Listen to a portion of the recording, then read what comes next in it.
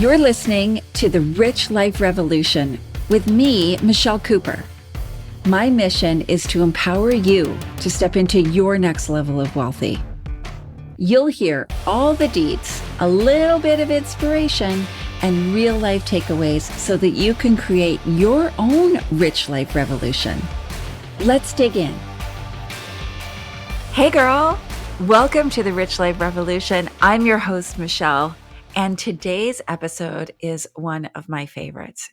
If you've ever needed a kick in the pants to start making career choices that feed your soul and not just your bank account, well, I'm bringing it.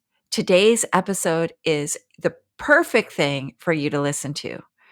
We're going to do a deep dive with my friend, Jill Stanton, who is the brilliant mind behind Screw the 9 to 5 and the Millionaire Girls Club. Jill is fresh off of reimagining MGC and launching her personal power coaching service. We talk about leaning into discomfort, trusting ourselves, and going big when going home feels safer and easier. Have you been in that position? I sure as hell have. So let's dive in and give it a listen.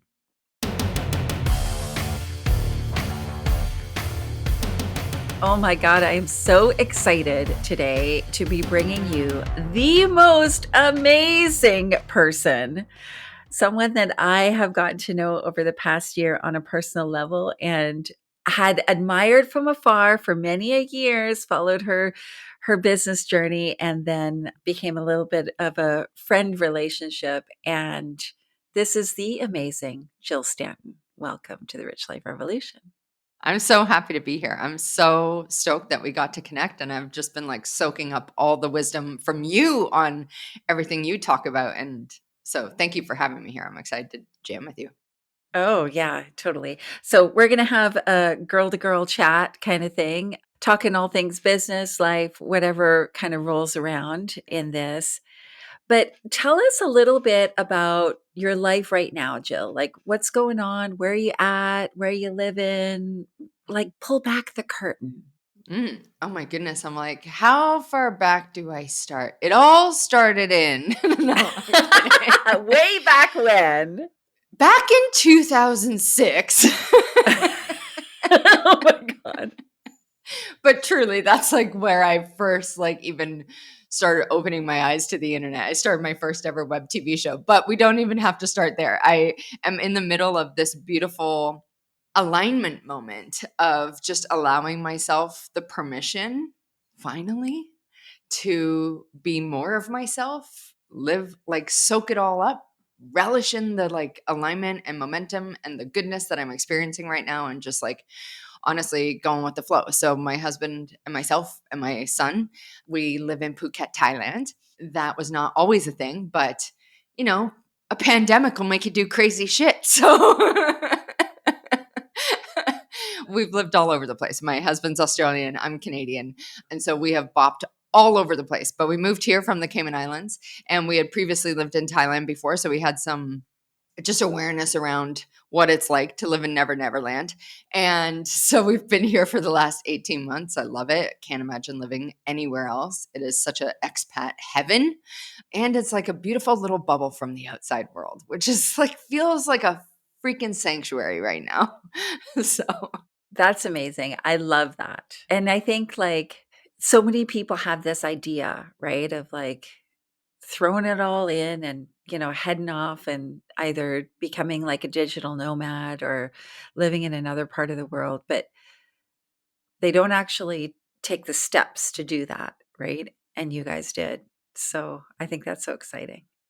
well, it's just it requires an adventurous spirit. Let's just say, like you got to be agile. Whereas, like not everyone wants to leave the West. You know what I mean? Like it's very different living in Asia. But if you're up for the adventure, for us at least, like it ticks all the boxes. Yeah. And you're doing it with a little person with you as well, right? Yeah, I mean, he's only ever known like we move or we travel or we go exploring, and so he's so chill. Like he's great. Yeah, like, okay, so can we just pause and acknowledge the amazing human that he's going to grow into because of this experience?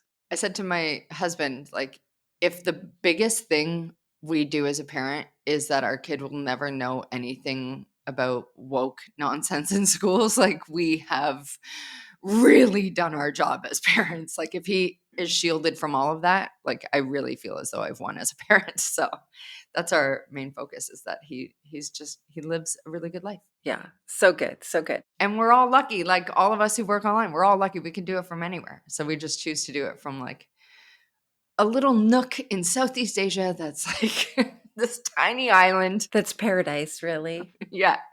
The reality of that, does that cause you, because like there's the vision of that, right? Of like, the laptop on the beach and, the monkeys and all the stuff, right? But like the reality of that is like Wi-Fi, time zones. Yeah. I ain't sitting on a beach doing work. I'm like in my office with my like ergonomic setup. Like, what? A beach? No. I go to the beach to like chill, but I ain't going there to work. Like, I want strong Wi-Fi, strong coffee, good background, great views, comfy chairs. We've got standards, guys. Has that ever been like a challenge, like figuring that part out? Well, when we lived in the Philippines, that one was tough. The internet was tough there, but that was years ago. And so anything outside of that has just been easy breezy. But I mean, Phuket has a huge expat community, and just Southeast Asia in general has a big expat community and remote workers community, truthfully. So like people who can work from anywhere. I mean, why wouldn't you go to Southeast Asia? It's different, it's free, it's affordable, it's beautiful, it's energizing. It's just different, man. I call it Never Neverland as a joke, but like kind of sort of real as well. Like you can come here and just live this beautiful life that just doesn't involve a lot of the drama of back home. Yeah, I just love that. Don't get me started on it, Michelle. I will go down a rabbit hole. All the editors in the world can't fix my opinions on the West right now. Yeah, no, me too. I'm all there too. So that's awesome. So for those who don't know you, what is this business history that you've had, these transitions and stuff? Because I know this, but I don't want to spoil it for everyone. Well, it really started kicking off for me probably in about 2011, 2012. Like when I was saying like it started in 2006, like that wasn't a lie. It was actually, that was my first ever like idea, like, ooh, maybe I could create my own thing. I had never wanted a 9 to 5. Never. I had never wanted a job ever. And too much to my parents' dismay. Like I remember my mom would call me in my 20s and please, Jill, like, please just get a job. And I'd be like, I will not. The Enneagram 8 in me is like, how dare you? So, but I wanted to like be on camera and I wanted to do the thing. So I was modeling, I was bartending, and that taught me, now that I now realize, some really handy skills of like connecting with people, the gift of the gab, presenting on camera, all of that kind of stuff. It taught me how to like riff with people in real time, which was an immensely helpful skill moving forward. And then I met my husband in 2009. He was living in Beijing, China, random. And I was living in Canada, but I was about to move to Australia with a girlfriend of mine, and Josh is Australian, and our paths crossed. And he had an online business. He was living in China running his team of programmers for a software he owned. And so he was in this world and he really opened my eyes to it. And so him and I traveled around, like we were hot and heavy in our dating phase in 2009, 2010, 2011, just skipping around the world. And in 2011, I had a service business at that point it was like social media for bars and restaurants. So I had always worked in hospitality from like the time I was 14 till pretty much 29. And so I started a business that would serve the hospitality industry around social media marketing. And that was great until I realized like, wow, I have like 10 tiny bosses and I live on Twitter and Foursquare at the time and Facebook and all this stuff.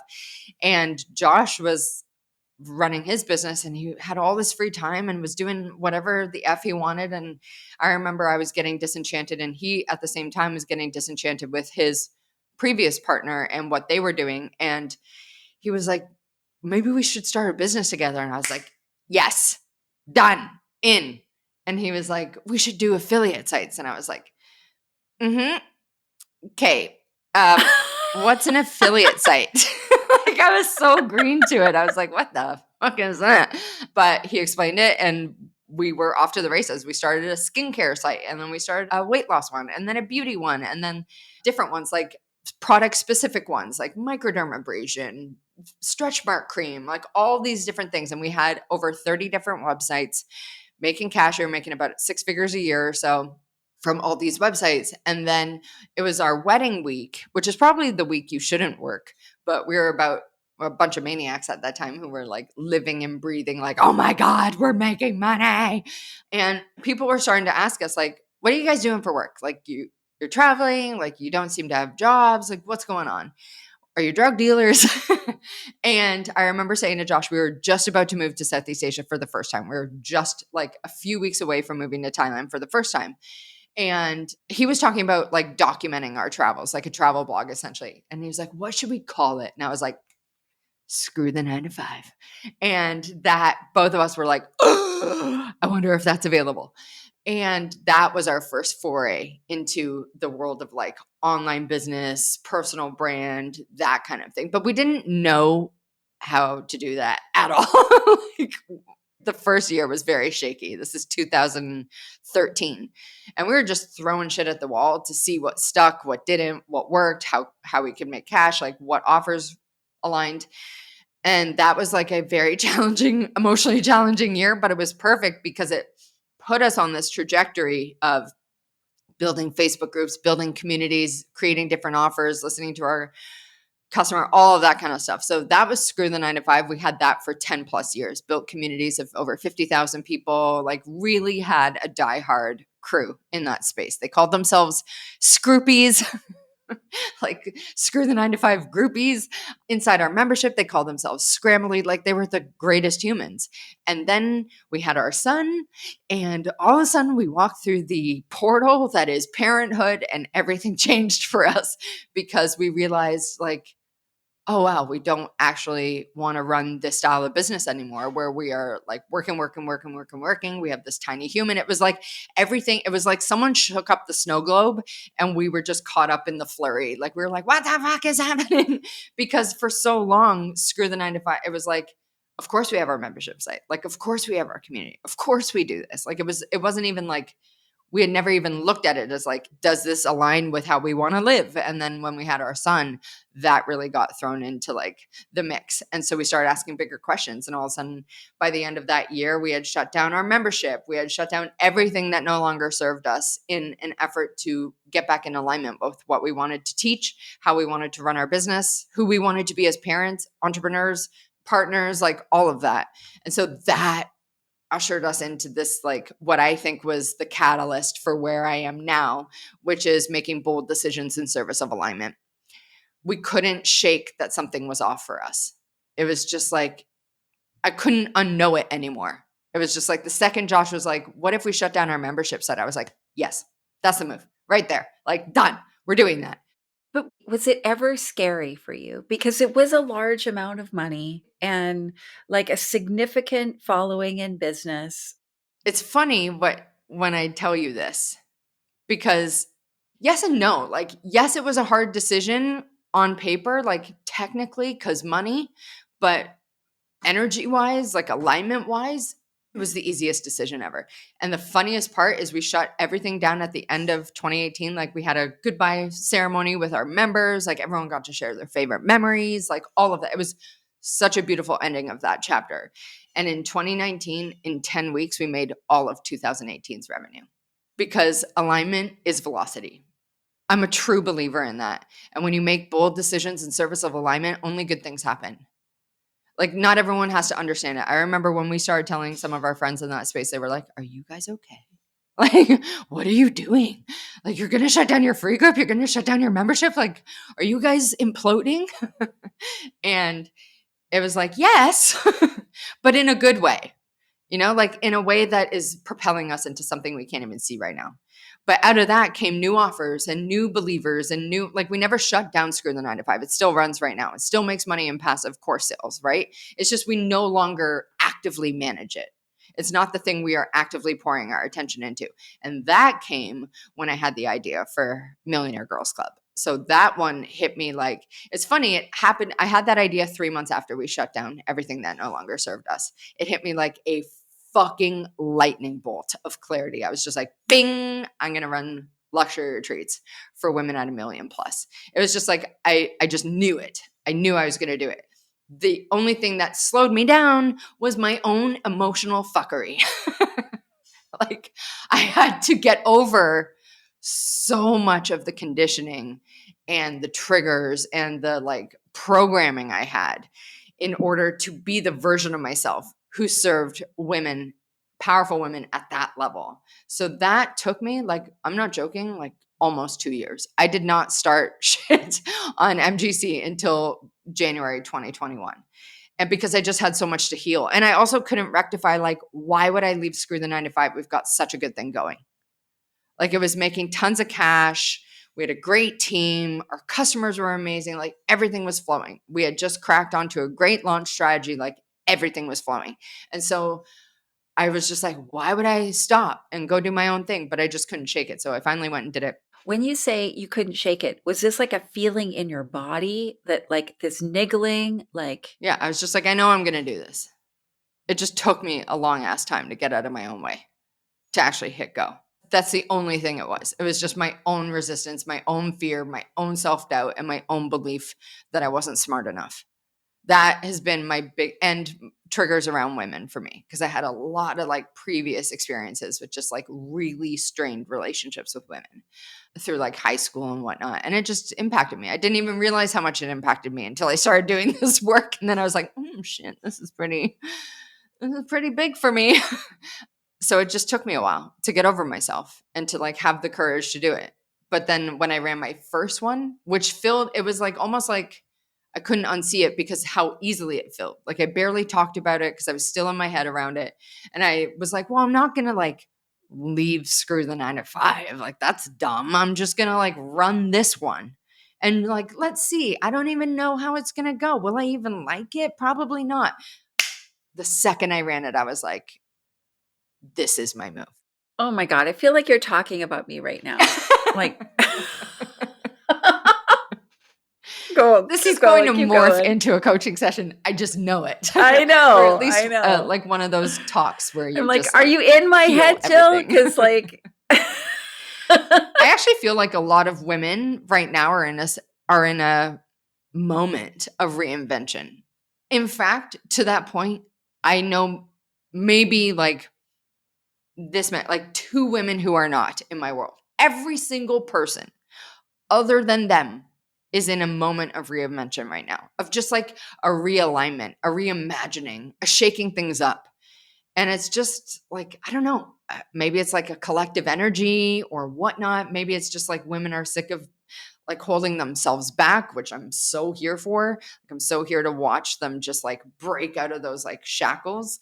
But I know so many women in this moment right now where they're just like, fuck it, I'm going to do what I want. And we're all like, yes, do it. So like, I would love to get into your stuff as well. But yeah, so anyways, when I ran my first one, I couldn't unsee it. It was the greatest thing I had done. It was easy. It was aligned. It was effortless. It was so sincere. Like everything just felt genuine. The connections, the conversations, the moments, the laughs, the dancing on the beach, like everything was just exquisite. And I came home and I went right back into working at Screw the 9 to 5, and it was miserable. I was like, I hate this brand. Like I was just over it. I was like, let me out. And it was actually Josh who probably after 2 months of me like crying and just being such a brat was like, I think it's time to read the room, Jill. Like, I think it's time for you to go do your own thing. And then once that happened, once I really stepped into MGC in 2023, that's when Screw started phasing out because Josh came into my side of things to help me build that. We're such a good team together. And then MGC over the last, 3-ish years or so has just, it's been amazing. And it opened up for me like a whole new clarity around expanding what I do and who I serve and whatnot. Because in fact, you wouldn't believe it, but women who run businesses and make over $1 million a year is kind of a small audience. Like, it's a pretty limited group, guys.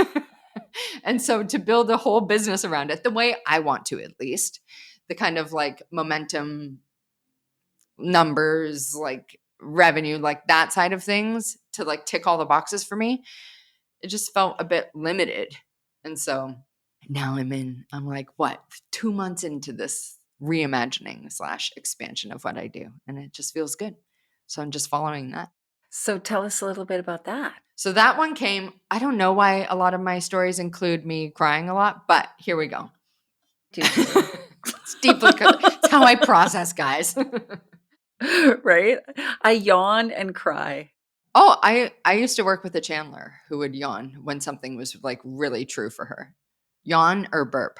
Whenever I'm coaching somebody, I yawn a lot.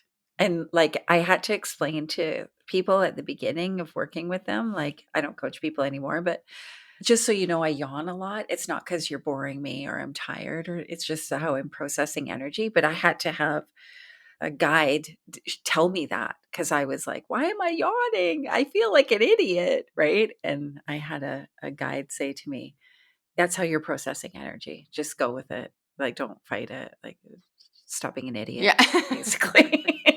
It's okay. But anyways, yeah. It doesn't Let's hear dilute about the what's going on potency. now.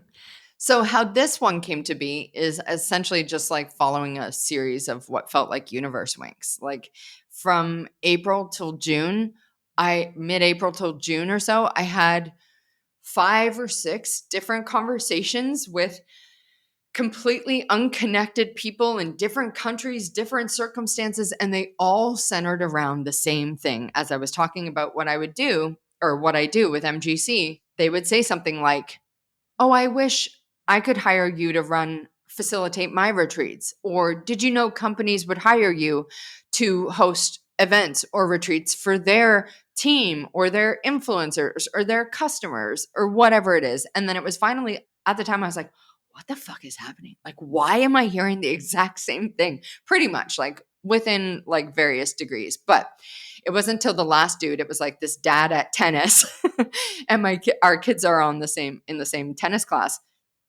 And he also works in the luxury space. He's an advisor for company startups in the luxury space. So watches, art, cars, homes, jewelry, whiskey, wine, all of that kind of stuff.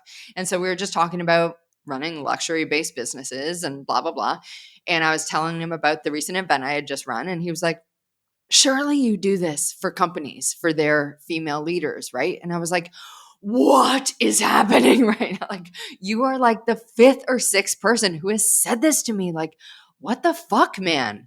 I can't shake it. Like, so then I went home and I did all the breath work for like 30 minutes, which means I just cried for basically 29 of those minutes. And after that, it just hit me like a ton of bricks. I was like, wait a second. The thing I love the most about what I do with MGC is being my little activator-y self with the women at the retreats, with the women in Voxer who I coach, or on calls who I coach, or in the club who show up to all the calls. Like, I love that aspect of it. And I had never considered not being the one who like fills all the things, sells all the things, only speaks to entrepreneurs. Like, I had never entertained the idea of like, oh, what if I approached companies to bring this work into their leadership teams? Like, and it all just started opening up for me. So I messaged that dude back and I was like, I can't shake it. Would you have coffee with me so we could talk out this idea? Had coffee and I was like, blah, here's everything I'm thinking. And he just started making connections in Singapore. So I live in Thailand. So when I say I flew to Singapore the next day, it's like, that's a 90-minute flight for me. Like, it's really not that exotic as it might sound. I like hopped a short haul flight.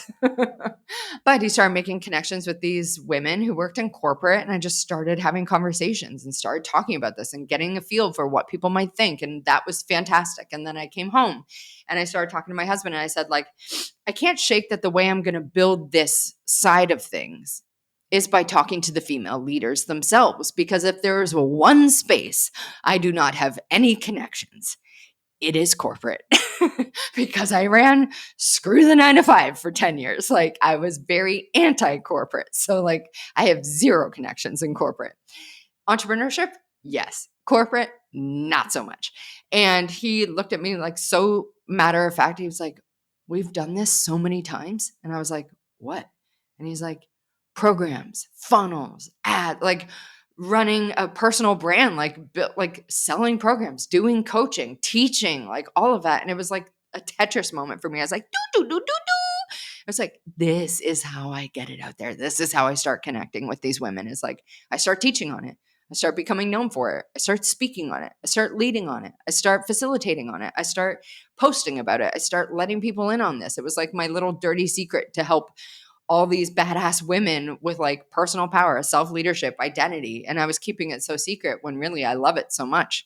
And so then the process just became about essentially navigating my emotions again. And the biggest thing I couldn't shake is I just kept thinking like, am I self-sabotaging right now? Am I taking my foot off the gas of what I've built in order to do this like left-hand turn to essentially expand what I do? But I couldn't see it like that at that time. I was like, oh my God, I'm self-sabotaging. I'm doing it. Oh my God, this is stupid. I'm stupid. Blah, blah, blah. So I had to like navigate a lot of that until I realized, oh, I'm not sabotaging anything. I'm simply expanding. And that's when things started to get fun. That's so good. Yeah, I think, I like that you brought up, okay, there's two things that I heard there that I want to highlight. So make sure people hear because, we talked really fast. One, you processed this information. So you said, I did the 30 minutes of breath work where I cried for 29 minutes, right? So you actually did some self-care and like allowed some energy to process through you, which I think is really important. That's like a knock upside the head for me, reminder, right? To be like, okay, do you, right? Like do whatever it is for you that supports you processing energy and intuition. And the other piece you mentioned was self sabotage. You questioned, it's a self sabotage. That's where I sit in this present moment of, is this self sabotage? And I guess I'm interested in what your thoughts are on that, but I guess the thing that I think about is like, if you're processing the guidance and you're navigating your nervous system response, then you would be connected to your intuition and you'd know that it wasn't self sabotage. Exactly what I was going to say is like, if you're questioning if it's self-sabotage, it's probably not self-sabotage, because I feel like that's the sneaky shit. Self-sabotage is like, you don't know why you're doing it. You're just doing it. You know what I mean? It's like, I just destroyed yet another relationship. I don't know why I keep doing it. You know what I mean? It's like, it's so not that. It's like, why do I keep going out with the same guy Yeah. every time? I don't know. Someone told me it might be daddy issues. I don't know. I don't like that. So I'm not listening to them. I unfollowed them. But what you're talking about is what I believe as well. It's like when you're following a nudge that you can't unfeel or unsee or unknow, that's when I feel as though there's some conscious exploration there. And also is like, do I trust myself? That was my biggest question to myself is, do I fucking trust myself in this? And it was like, my immediate answer was yes. I was like, I know I love talking about this. I already coach on it. All my events are built around it. I already do this work. The thing I couldn't figure out is how to bring it into MGC because Millionaire Girls Club is a community focused retreats brand. And it's not the Jill Stanton show. And so I didn't know how to bring all my little thoughts and theories into MGC without people being like, okay, we get it. Like, I'm here for some yachts and chefs. You know what I mean? Right. So I just couldn't rectify that. So it made total sense once I finally like processed that. I was like, well, I already do it. I just don't know how to talk about it on this one particular profile. And it's like, I'm not going to stop running my events. I'm just going to slow down the pace of them. It's no longer everything I do. It's just one of the things I do. And once I realized that, it's like, oh, well, I'm not self-sabotaging then because I'm still doing it. It's just I'm expanding what I do. And also just like always going back to, do I trust myself with this? Because like my first few days slash week of having that clarity, I was looking outside myself for all the validation that I was not self-destructing. Like I messaged my coach, I messaged my friends, I messaged my MGC clients, I messaged so many people being like, I have this idea and I can't shake it. What do you think of it? Like when really I could have just trusted my own gut. You know what I mean? But I almost had to make sure I wasn't doing it wrong or quote unquote being bad or being dumb. Totally. And I think that a piece there is really important is like seeking that external validation. And really, like, nothing can compare to your internal validation. But we get so caught up in, like, in my situation where I'm at in this little triangle of crazy that I've created in my head is like I was talking to my best friend yesterday and I'm like, what do you think? And then I'm messaging my mentor lady and I'm like, what do you think? And then I'm talking to this person that I spent years coaching with and I'm like, what do you think? And Did any of them say to you, what do you think? yeah, it's like, what do you think, Michelle? Because you're the one who has to run it or do it Totally. or be it. Totally. Or not do it, right? Like if you're talking about exiting a business or, or exiting a relationship or whatever it is for someone. So I love that. I also love, I want to like highlight Josh here saying we've done this over and over again. Like, it's like, what the fuck are you talking about, He is Jill? very Like, calming for me. right? Like we've done this. And actually my best friend said to me, she's like, I don't even understand why this is a conversation. Like you just create automatically. Like if you don't like what you're doing, you're just going to create something else. Like what are you talking about? And so I think sometimes, the people who know us so deeply, they can just reflect back some things that maybe we've forgotten or whatever, but Yeah, and they just see us in a light without the triggers. yeah. You know what I mean? Whereas we're like, I know, but no, I know you would say that, but you know? Whereas like, what if it's not that big of a deal? You know what I mean? Like one of my favorite lines that I have repeated to myself over and over and over again. And I found out about it when you and I were talking about detaching identity from your business. And this is when I first heard this line, and it's from Stoicism, like it's from the school of thought, Stoicism, and it's one of their mental tools. But they say, this is nothing to me. And that, repeating that, like regardless of the decisions I make, it's like, well, I trust myself. And also, in the grand scheme of things, this is fucking nothing to me. Like, I've got this. It just takes down the severity a notch because we think that like every decision is like, this is how it is now. You know what I mean? But it's not. It's just like, well, if I make a wrong decision, cool. Then I learn something because this is nothing to me. Like, I've got this. I fucking trust myself. I think that skill, building that level of like unwavering self trust, is the ultimate secret weapon when you are trying to lead yourself better or to a higher degree. You know what I mean? Like allowing yourself, like when you said, oh, you have a process for how you navigated your emotions. I'm like, yeah, I scream cried into a pillow. But like, that's my process, guys. I like pace or I do breath work or I like deeply and fervently process my anxiety. But that might not be for everyone. I'm just the type of person who runs headfirst into discomfort because I can't fucking take the like anguish of it. So I'd rather just like diffuse it and remove it versus like stew in it. And so this is nothing to me has been such a helpful tool with that because I'm like, grand scheme, like once it's all said and done, this is nothing to me. I can't screw it up because I fucking trust myself. And I know I'm going to do whatever I need to do to make it work for myself. I'm the type of chick who always finds a way to win. And if you can attach to that identity, I'm the type of chick who always finds a way to win, or however you would say that in your own words. Not everyone wants to call themselves a chick. But like, if you can just anchor into that belief system for yourself, you're good because you always find a way to win. Totally. Well, and it's also that trust factor, right? It's all working out exactly as it should. It always does work out. It always will work out. Like, it might not be how I imagine it, but it is what I need. It's like you don't maybe get what you want, you get what you need to experience. And I think what trips people up with the like, well, it always works out in the end. They're like, but what if it doesn't this time? Like versus something like, this is nothing to me. Like if I get it wrong, it's nothing to me. I'll just do it again. I think it's the severity of it. That's what I love. It's like it diffuses the severity of it. Because I think when we are trying to make decisions or moves in our life, we think it's going to be like, this is how it is now. This is my life now. This is permanent. And it's none of that.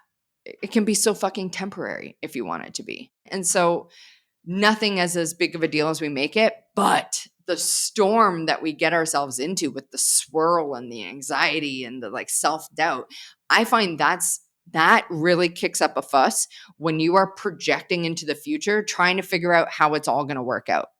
That is the mental trap versus like, I was telling one of my clients this the other day. It's like one of the phrases you could repeat to yourself that would be deeply supportive is like, in this moment, I'm safe. Because it's all you ever have is this moment anyways. Like right now is now. Tomorrow's going to be now. Like yesterday was now. Like it's all now. It's all happening right now. Where you make decisions is now. Where you make moves is now. Where you are safe is now. Like everything is now. And if you can bring yourself to that place where you're like, right now, I'm good. Right now, I'm safe. Right now, I'm clear. Right now, I believe. Right now, I am moving. Right now, it's like insert anything here. It's that power though. It's like, I'm good, man.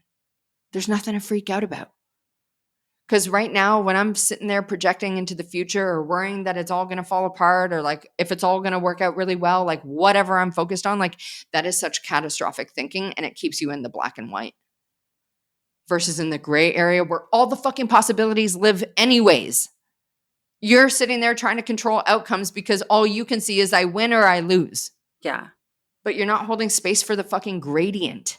Yeah, and you're not, and then there's no space for like magic, the collaboration of the universe and the magic and like all the things, right, that are available. You're trying to control outcomes. Totally. But you can never control outcomes. I think that's probably another big insight for me is like, I can't control shit. All I can control is my thoughts, my opinions, my actions, my beliefs, like that. That is what I can control. I can't control someone else's reaction. I can't control what this is going to do. I can't control this. It's like I can control myself. And so that's what I focus on.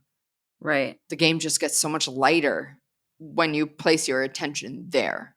Yeah, totally. I love that. You know, I just listened to this podcast. It was an interview. Jamie Kern Lima did an interview with Oprah. It's a 2-part episode on or recording on her podcast. And Oprah talked about being unattached to the outcome. So, how when she has been attached to the outcome, the results are not what she desires. However, when she is enjoying the process, like she's in the process and she is like fully present in the process, the outcome is so much more than she could possibly even imagine. And I'm like, this is like gold because we get focused in on like the goals. The goal is the revenue or the goal is the business success or the whatever it is. And we're not in the moment of the process. And even in manifestation, like thinking about, you know, your human design and whether you're a specific or non-specific manifester. And I'm non-specific. Me too, I'm non-specific. I just found this out. Shut up. That's what I love about human design is it just keeps getting layers. Oh my God. That's one of my favorite parts is that difference between specific and non-specific. Because I tried to be, you know, like that kind of traditional manifester of getting clear on what you want, visioning it on all that jazz. And it never works for me. And seeing it. And I'm like, I can't see shit, guys. Why isn't this working for me? Not only can I not see shit, but I feel so restricted when somebody tries to do that to me. as I'll be like, but what if I could have so much more? Right? Yeah. Like, what if there's like a gazillion dollars available to me and I've only asked for 100,000 or something like that? Right? Like, it just felt so crazy to me. So it was interesting to learn that. If a side note, if somebody doesn't know that about yourself, look at your human design chart, get some help. We know some people, we can hook you up. But that idea of being focused on the outcome, which is focused on the goal, even if that goal is how you want to feel, it takes away from being in the moment, being in that process. So I love that you talked about that because, and I just, yeah, that's so good. This really came to light for me at one of my events, actually. So I had one of my friends, Amber, who is just like one of the most wildly gifted psychics I've ever met. Like, I've never seen her be wrong, even when it's inconvenient. Like, I'll happily make an intro. She's fantastic and she's great. She's a projector and anyways, but don't go to her if you don't want to hear what she's going to tell you, is because, like, oh, I've had some uncomfortable moments where she said stuff and I'm like, ugh. But where was I going with that? So she was leading a visualization for us, and it was on past, present, future selves. And a big part of that is visualizing. And I just kept saying, like, I can't see shit, but I can get the vibe. Like, I know how I want to feel.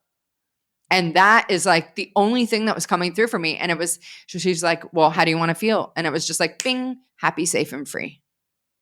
That's how I want to feel. Happy, safe, and free. And so then the work, quote unquote, becomes like, okay, how do you feel happy, safe, and free every day? Like, how do you build that? So you're like, oh, I am it. And then the rest of the shit has to fill in anyways. But when you focus on like how you want to feel, and I remember doing this again, just on my own, when I realized like someone prompted, like, what is success to you? And I was like, great question. Let me go think-a-tate on it and then like go into my own like process around it. But I realized that for me, success was just feeling spacious and having options. And once I realized it was feeling spacious and like not having a ton of stuff on my to-do list or whatever, like whatever that might be, I was like, oh, well, I can feel spacious even without millions of dollars. Like, I want millions of dollars, but also I feel very spacious regardless of that. Like, I feel peaceful. Got it tattooed on my freaking wrist. Like, peace and power to remind me of like, that's what I'm chasing. It's not an arbitrary income amount, which can change the second you hit it. It's like, well, no, I know 5 million is really good, but like, wouldn't 10 be good? And then you move the goalpost and you move the goalpost and you zap the enjoyment and the presence and the feelings behind it all, versus like, how do I actually want it to feel? And focusing on that so that you can actually like spot it when it happens. You're like, oh my God, I am it. I feel it. Yeah. Yeah. I am it at all times as well. Right. And, the thing I always say to people when they're like, they've got a dollar value or goal or whatever it is like, money to me is so arbitrary, right? Because like, $1 million in Vancouver is not the same as $1 million in Phuket. It's about 250 G. Right? And I'm like, money is so arbitrary. Like, you really cannot bank on that kind of thing. I love that it's more of who are you being? Yes. 100%. That's why I love the like going back to the vibe of I always find a way to win. Because if that's how you if that's what your identity is, I'm the type of chick who always finds a way to win. Well, then like imagine what you can actually create from that place. There's only ever options when you are the type of chick who always finds a way to win. You're like, well, let's see how good this can get then. Yeah, totally. Oh my God, I love that. I might just adopt that. Absolutely do it. It's my phone wallpaper right now. Oh, so good. So good. So good. It just helps you like stay steady. I love that. So we talked about human design a little bit there. You mentioned breath work, crying. I mentioned yawning. You mentioned Enneagram. Are there tools? Like, what are your tools? What are your go-to? Like, what's in your secret stash box? I'm always Like human design is like the bedrock of understanding myself. I just find it to be so freaking accurate and so supportive, because a lot of people can use it for like limiting themselves, like, well, I'm a projector, so I don't have a lot of energy. But that's not actually true, because if you viewed it through the power of a projector, you'd be like, whoa, I am powerful. You know what I mean? And so learning that about myself and how my energy is best aligned to make decisions or build relationships or find enjoyment or create impact or whatever it is, like human design, I've never found a more accurate tool than human design, but there's so many layers to it. When someone's like, I'm a 2-4 generator, emotional authority, I'm like, great, let's look at the rest. Like it's just, that'll give you like a taste of how you best operate.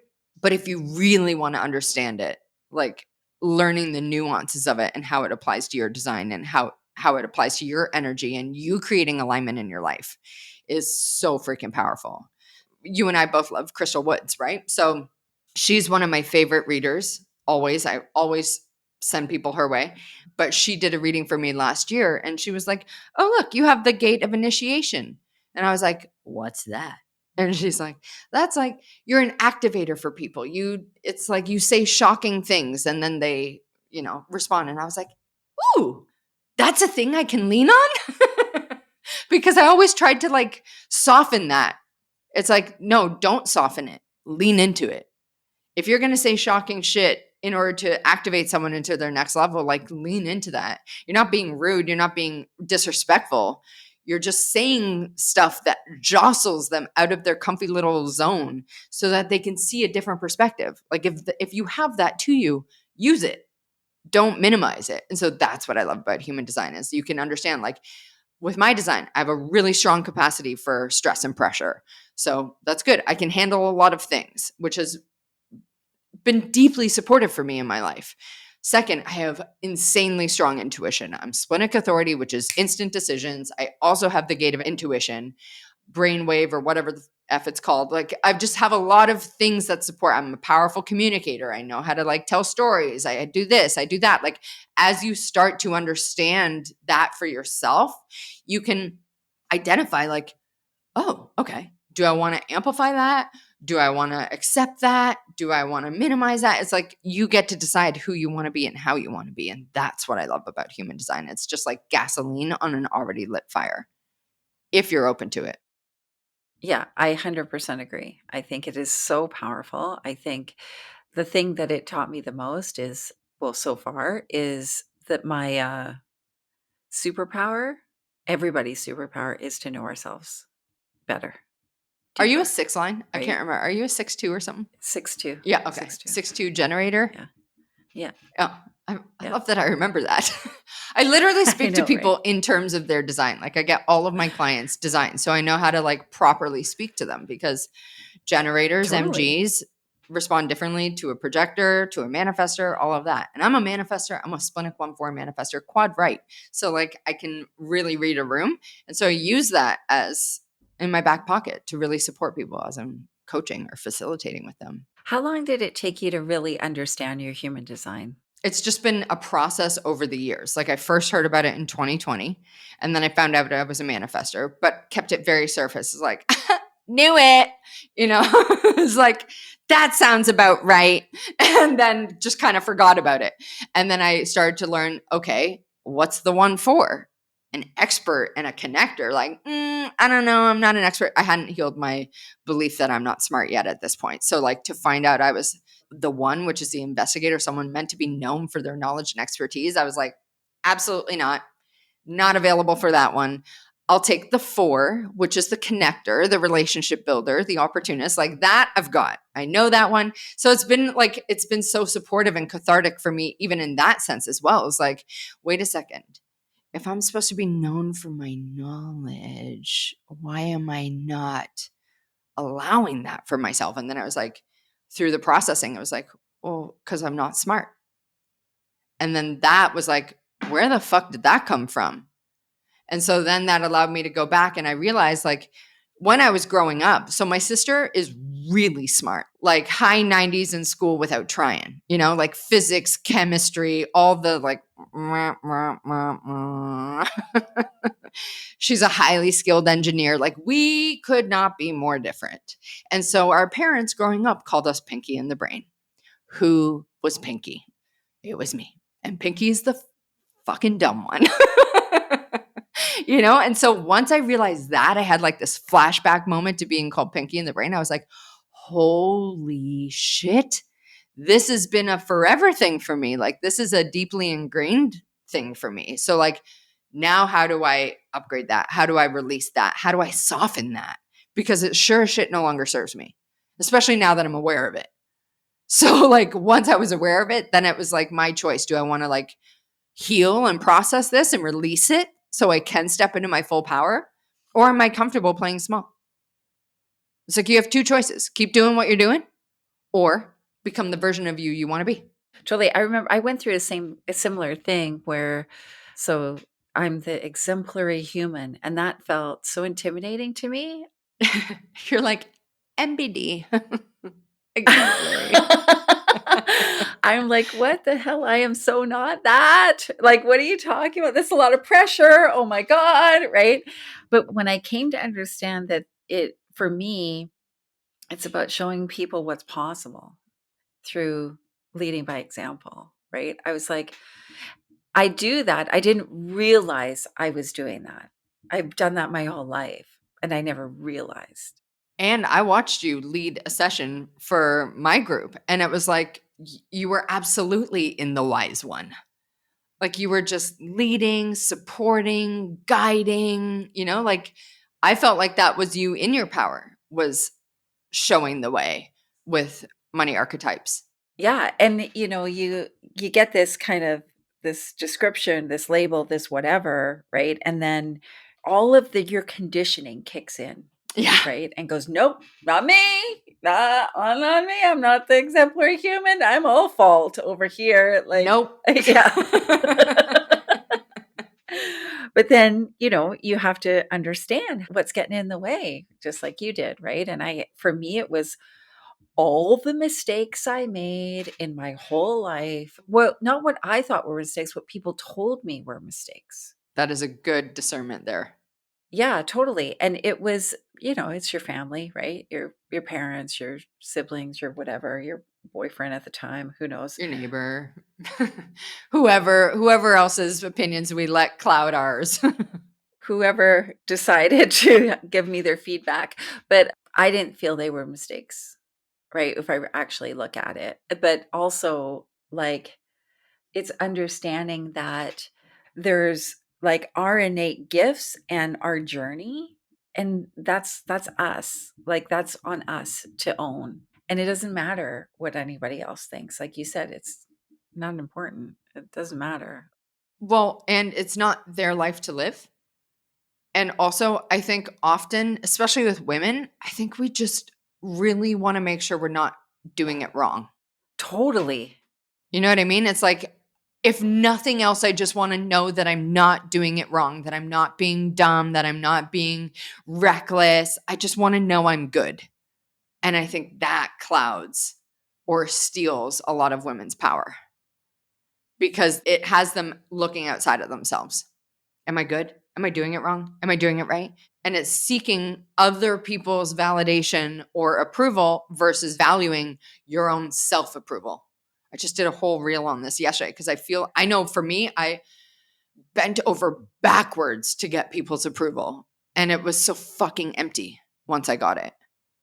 And it was just like, it was not even the version of myself that like, it was so inauthentic to me. I was just like, bleh.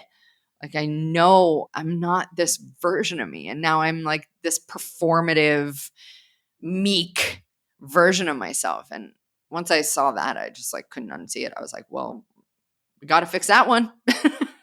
Because this is not the vibe. Yeah, I 100% agree, right? So again, it comes back down to knowing yourself and trusting yourself. Like, just like you said, this is amazing conversation. I'm just so grateful. Our convos together are always so juicy. I love them. They always are. It's amazing. So thank you so much for spending this time with me today and for sharing all of your wisdom and your awesomeness with our listeners at the Rich Life Revolution. So good. I think, I'm going to call you later on Instagram. Please. I was thinking to myself, well, I'm definitely going to Vox her after this is over to find out what the new idea is. I know, right? It was a little cagey So there's around definitely stuff, but not a chance she's yeah. not telling me because I need to know. Right? Oh, totally. Totally. So, yeah. So I'm so grateful for you, for our friendship, and for all that you share with me. It's just amazing. And I know there's people that you're here to do your magic with. Yeah. Wake up and shake up. So good. Awesome. Where can people find you? The best way is Instagram right now. So just I am Jill Stanton at I am Jill Stanton. That's the best way to connect with me. I have like new programs that I'm rolling out. I have a live program coming called Power. It's just making moves, Michelle, just getting it out there, getting the work out there. I just really honestly, like truthfully, just want to connect with as many women as I can. And I just want to, I don't know, blow this bitch up in a big way. Totally. Oh, totally. And you're the person to do it. So I'm all in on that. So thank you so much. Thank you for having me.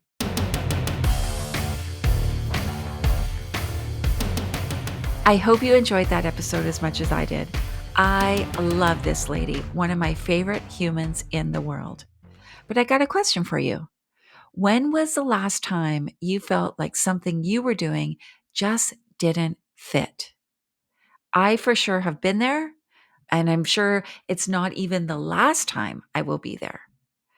Maybe you were bogged down in a job that wasn't fulfilling anymore, or perhaps that's you right now. Maybe you were questioning a relationship, romantic or otherwise, that felt like it had stopped working for you.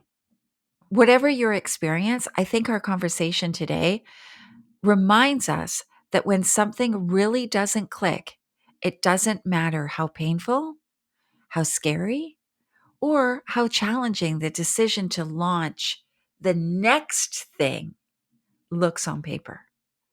Deciding to adjust or drop something because it's out of alignment with your rich life is often the easiest and hardest thing to do in the world at the same time. I would love to hear from you.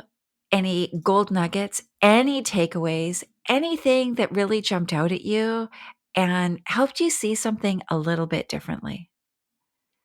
Join me next week on episode 73, where we are going to be talking about adventure travel and how it can change your freaking life. I'm going to share with you my experience of driving in the Baja 1000.